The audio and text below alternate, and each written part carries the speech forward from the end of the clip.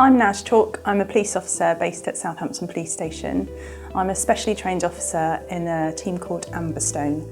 Amberstone is a team that's dedicated to solving serious sexual offences. Reports are made to us in lots of different ways. They can come through online, through 999 calls, 101 calls, or third parties can report the offences to us.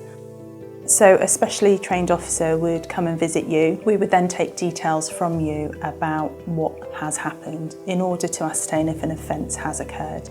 We would want to find out what happened, when it happened, where it happened and who by. We would want to ensure that you are engaging with the police process by supporting a prosecution and willing to allow us to take evidence from you. That evidence can take different formats. It could be your phone, it could be CCTV, as well as forensic evidence. What an investigation means is that you are then fully engaging with us. You want to tell us your story. We will then record that on a video recorded interview. That is what's known as your best evidence. So you don't need to make a statement. We would take you to a secure, safe place where we would record your interview, and that would be used as your evidence to play in court. So the investigation process starts with your initial report. It then goes on to your video recorded interview. We would then look to interview the suspect. Once the suspect has been interviewed, the investigation begins where lines of inquiry are made and identified. It will then be either a decision for the police to make as to whether the case goes further, or it would be the Crown Prosecution Service.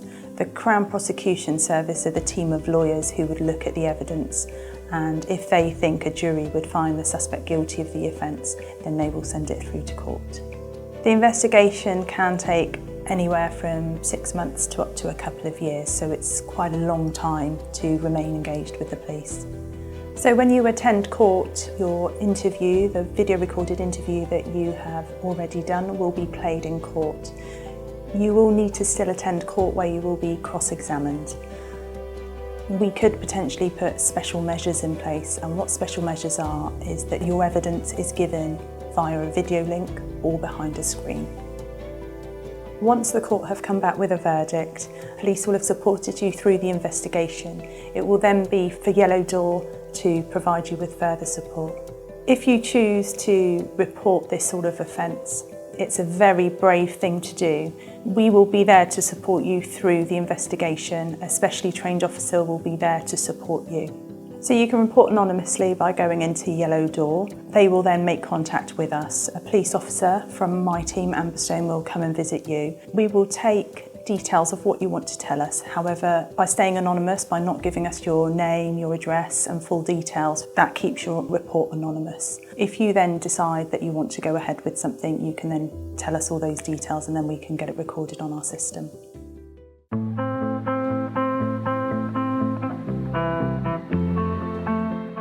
My name is Becca. I am an independent sexual violence advisor, also known as an ISVA, at Yellow Door in Southampton. ISVAs offer emotional and practical support to anybody that has experienced an unwanted sexual experience, and they support them throughout the criminal justice process should they wish to make a report to the police. So ISVAs are independent from the police. We are here to advocate for you. We do have contact with the police on your behalf where we can advocate, we can get updates for you, and we are with you throughout the process from report to the court process. So as ISVAs, when it comes to working with the police, we would only make contact with them through your request. We can get updates for you, we can be with you throughout that process, helping you have your voice.